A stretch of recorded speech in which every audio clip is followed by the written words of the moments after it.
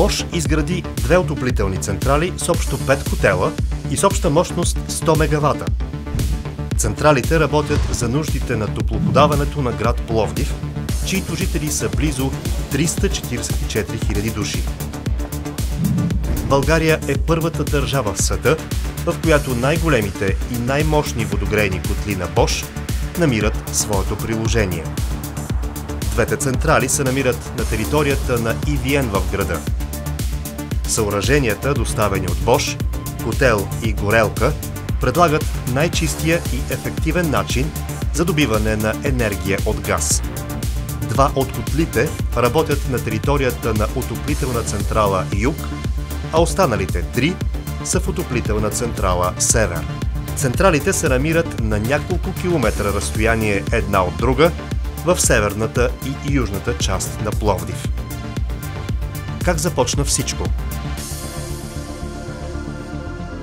Bosch започна изграждането на две отоплителни централи с общо 5 котела за нуждите на топлоподаването на град Пловдив. В ТЕЦ Север, където се намираме в момента, ще бъдат инсталирани 3 от тях. Те са най-големите и най-мощни водогрейни котли на Bosch. Всеки един от тях е с мощност 20 МВт. До 40 дни на площадката, която виждате зад мен, ще издигнем и 3 25-метрови комина. Съоръженията се произвеждат в заводите ни в Германия. Тук ще пристигнат сглобени и готови за монтаж. На площадката на отоплителната централа Юг, която се намира на 10 км от тук, всеки момент ще започне монтажа на същите съоръжения с обща мощност 40 МВт. Там изграждането вече е в напреднала фаза. Транспортирането, монтажа и изграждането на централите изисква пълен синхрон между екипите.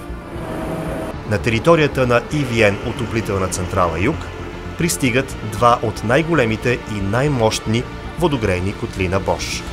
Организацията по транспортирането и разтоварването е сложна.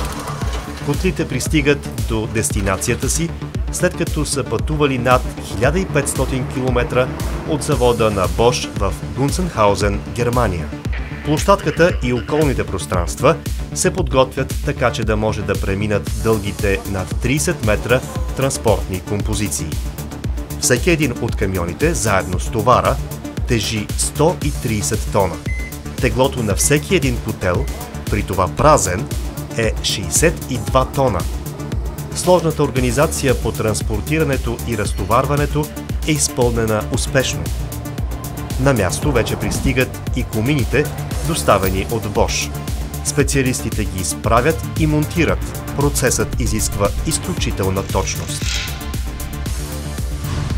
Отиваме на територията на северната отоплителна централа, защото тук вече пристига транспортната композиция с 3 котела. И тук разтоварването на съоръженията изисква прецизна подготовка и организация. Преместването на котлите до местата им за монтиране ще отнеме дълги часове. И комините вече са тук. Започва монтирането на местата им.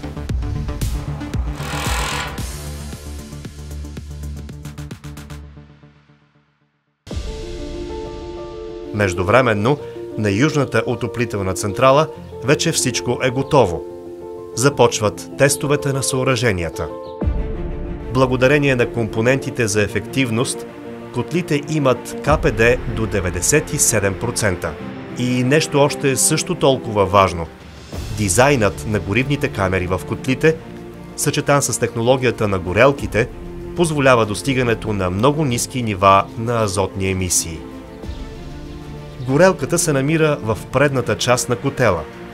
Вентилаторите, които охлаждат, са проектирани така, че да заглушават шума от процеса. Отработения газ, с изключително ниски нива на вредни емисии, преминава през димохода и отива към комина. И тук, в съоръженията на Bosch, има вградени шумозаглушители. Партньорите от EVN разказват за мащабния общ проект. We're standing in front of the new heating plants which completed the modernization process of Toplofikatsia Plovdiv. And this makes EVN Toplofikacia the first district heating company in Bulgaria to do so, which fulfills EVN's promise to have a modern and state-of-the-art production facility here in Plovdiv. Thanks to the new heating plants, we're able to cover the backup if the main production facility, our power plant, is not in operation, but as well the peak loads during the very cold winter times. This gives us flexibility and efficiency. The new production facilities fulfill our vision of a CO2 low, efficient and stable supply. Подобни иновативни съоръжения на Bosch са инсталирани на много места по целия свят. При налична инфраструктура, Bosch може да достави и котли, които използват до 100% водород или биогорива. А много от съществуващите системи могат да се преобразуват за работа с алтернативни горива, за да отговарят на бъдещите климатично неутрални изисквания.